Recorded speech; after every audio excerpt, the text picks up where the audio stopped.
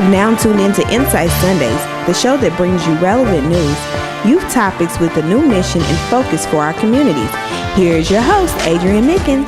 What's going on, Indianapolis? It's your main man, Adrian Mickens, and once again, welcome to another edition of Insight Sundays.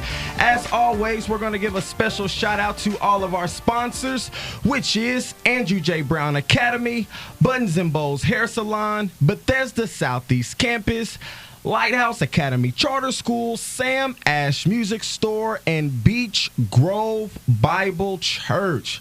All right, Indianapolis, we have another spectacular show this Sunday, as always, giving you some of the inside scoop about what's going on. In studio today, we have the lovely and graceful Miss Denise. Deborah Denise is in the house, y'all. Once again, if you are listening in the car and you want to see all of what's going on, you can chime in right with us on Facebook at Insight Sundays. Once again, that is Facebook at Insight Sundays, and you can chime in on this dynamic show. The guest that we have today, again, is Deborah Denise. She is a gospel hip-hop artist, if I can say. Could I say hip-hop artist? You can. Because, again, we all know hip-hop is a culture, and the culture is what we make it. So hip-hop added to gospel is the gospel culture of that hip-hop. So what inspired you to want to get into the gospel realm of the hip-hop of gospel? What inspired you to do that? Actually, I was led by God. I actually always done right here. Mm-hmm. Yeah. I was led by God. There we go. So after I was like sick with many incurable diseases, and after he healed me of all those diseases, he sent me out into ministry, and that's what he led me to do. I'd already knew how to play music anyway. Yeah. So at that point, I just started producing lots of tracks, and then he put me in ministry. Awesome. Well, let me ask you this question here. When did you know God truly had a call on your life to spread your word through music? You know, we have our why, our what, and our why. What made you want to pursue it through music? When did you know you had that calling on your life through music? My mother said I was 3, but I don't remember. She said I would come home from church and play what I heard at church on the piano. Mm-hmm. But I knew definitely when I had to be about maybe 9, 10, because I was always writing. I would listen to classical music. Yeah. And I would write songs to it because it was like an instrumental to me. Mm-hmm. So I knew then at around 9 years old. Okay. Well, let me ask you this question because this one kind of threw me for a loop. It wasn't a bad loop, but I was talking with your manager, and I was listening to one of the tracks that we're going to play today. Again, make sure you tune in to Facebook Live. We're going to drop the music video today of the track I'm So Bold. We're going to get into that a little bit later. But my question is, again, is what made you specifically want to get into the realm of production? Well, as a producer, you hear music in your head. Mm-hmm. You just do. So I hear music.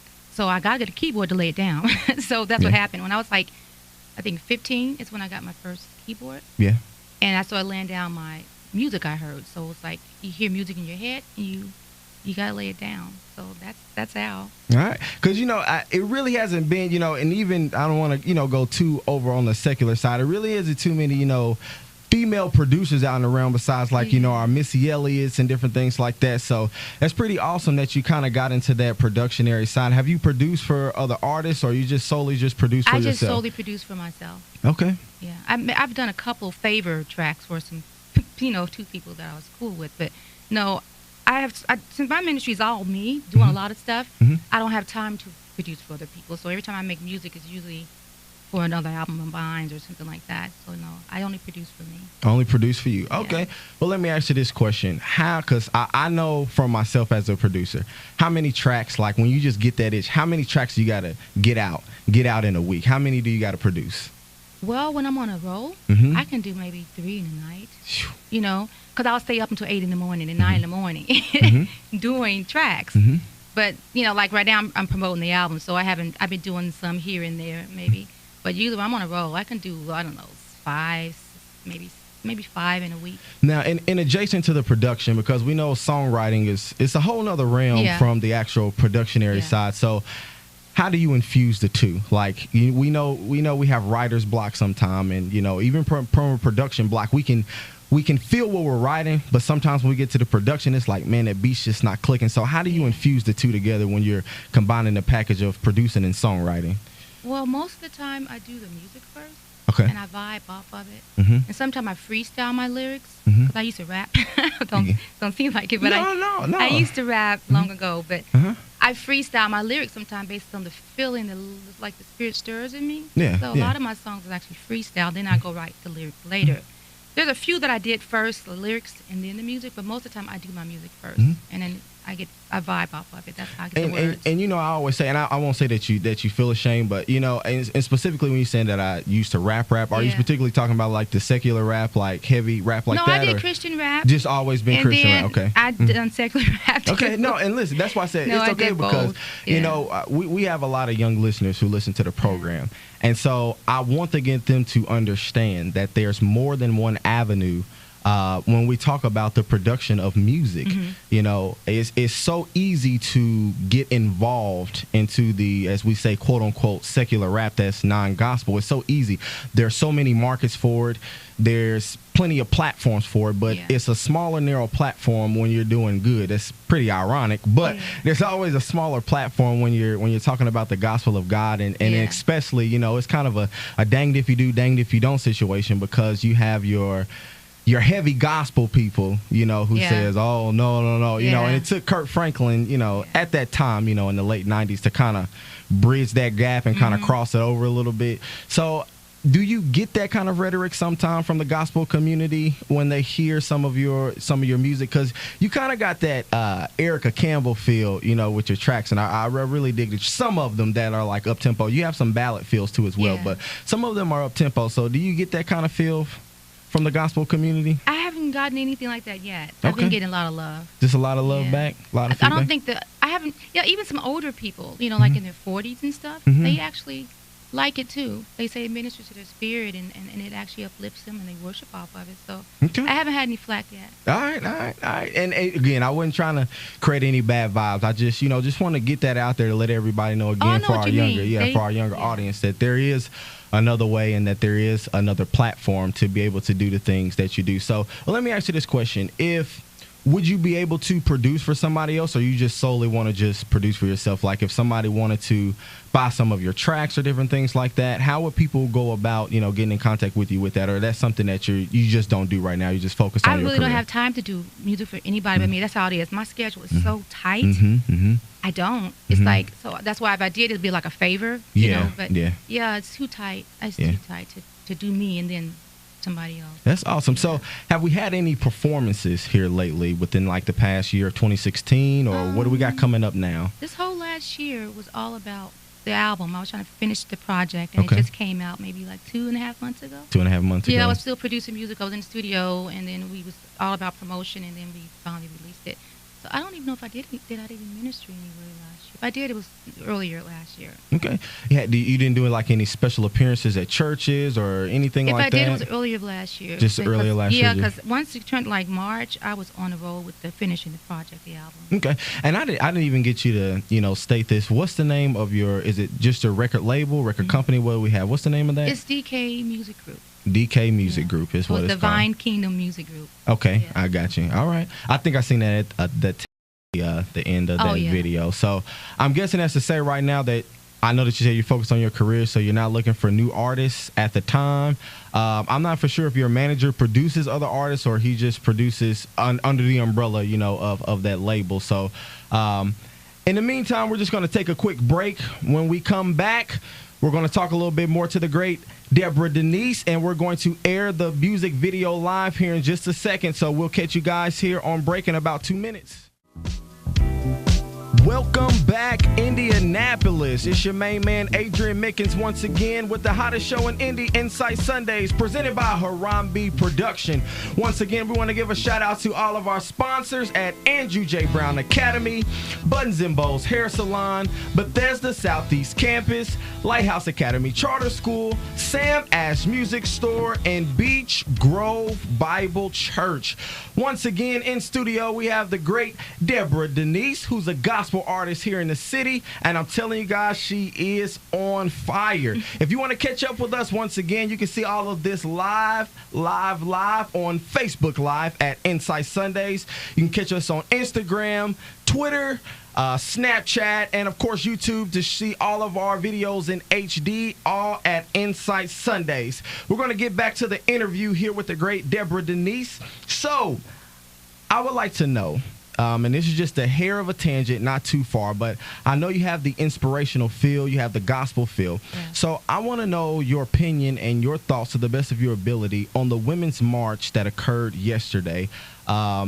Give your infusement with that a little bit so the people can get a little bit more insight of, you know, who you are, you know, and what your thought process are as a poet and as a songwriter.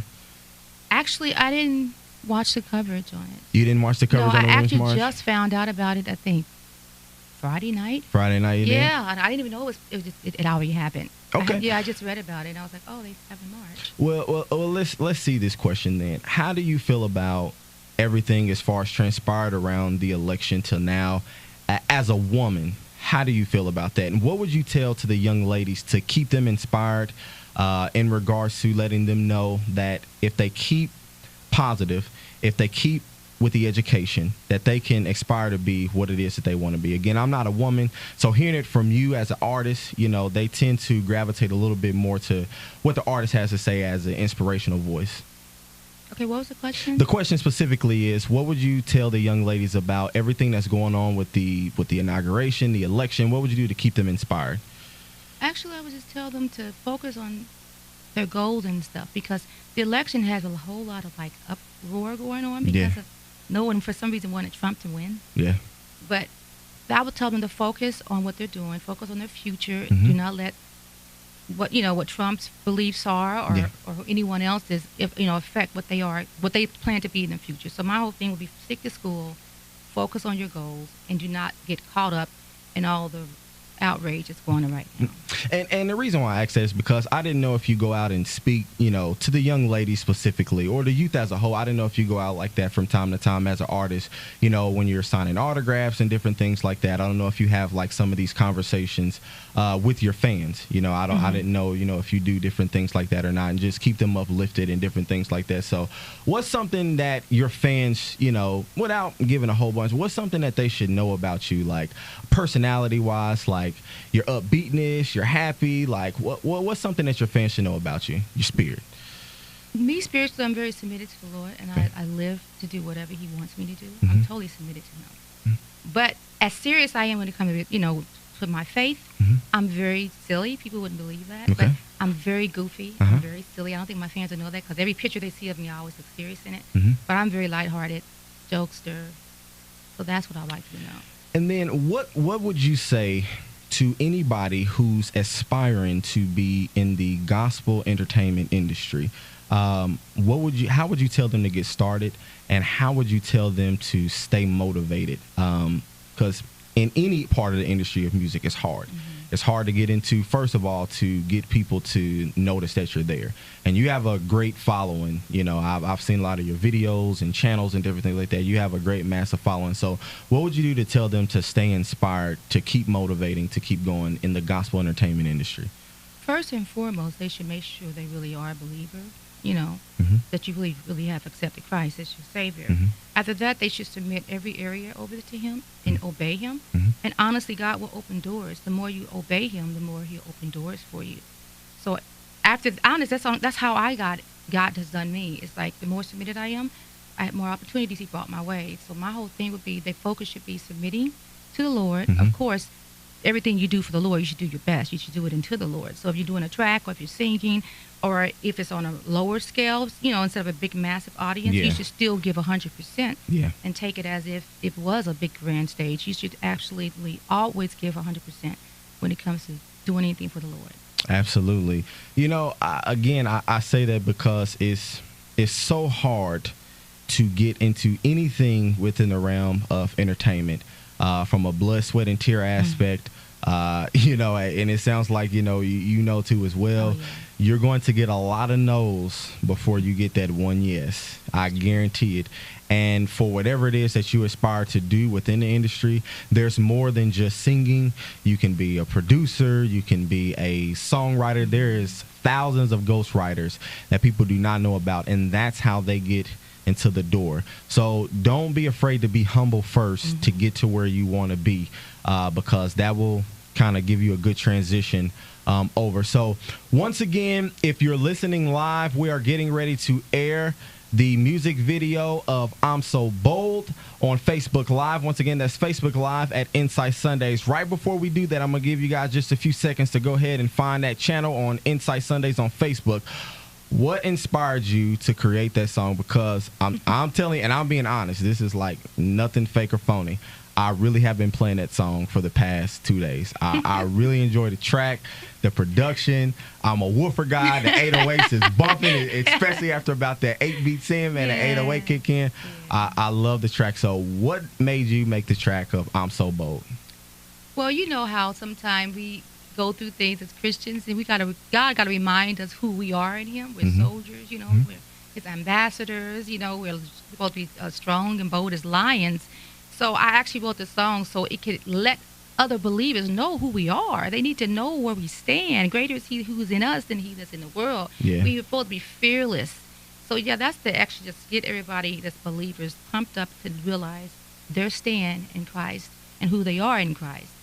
All right. So once again, we are getting ready to air the music video of I'm So Bold right now live. So make sure you go to your phones right now. Facebook at Insight Sundays. Once again, Facebook at Insight Sundays. We're getting ready to do the video premiere of I'm So Bold. Deborah, Denise, here we go.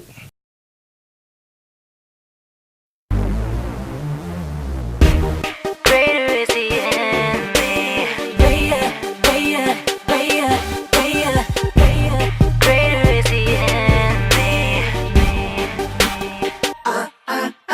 I'm bold as a lion because my Messiah told me that the righteous is so very potent, filled with desire, the Holy Ghost fire, because my Messiah burned deep in my bones, and no one can break me, cause no one can make me, cause greater is in me than he in the world, and no one can break me, cause no one can make me, cause greater is in me than he in the world. I'm so cold, I'm so cold, I'm so cold, I'm so cold, I'm so cold, I'm so cold, I'm so cold, I'm so cold, I'm so cold, I'm so cold, I'm so cold, I'm so cold, I'm so cold, I'm so cold, I'm so cold, I'm so cold. Courageous, defiant, I'm bold as a lion, pumped up with His power, loving us, I'm minding. I can't keep quiet, that'll make me a liar, proclaiming the gospel, His mysteries unfolding. Fearless, must hear this, it's on me, enlisted by order, I'm in this, more with me than them. Fearless, must hear this, it's on me, enlisted by order, I'm in this, I answer to God. I'm so cold, I'm so cold, I'm so cold, I'm so cold, I'm so cold, I'm so cold, I'm so cold, I'm so cold, I'm so cold, I'm so cold, I'm so cold, I'm so cold, I'm so cold, I'm so cold, I'm so cold, I'm so cold. I am so very bold, and I really don't care what you think about me. His word I will declare. So I am so very bold, and I really don't care what you think about me. His word I will declare till the end of me. So I'm so cold, I'm so cold, I'm so cold, I'm so cold, I'm so cold, I'm so cold, I'm so cold, I'm so cold, I'm so cold, I'm so cold, I'm so cold, I'm so cold, I'm so cold, I'm so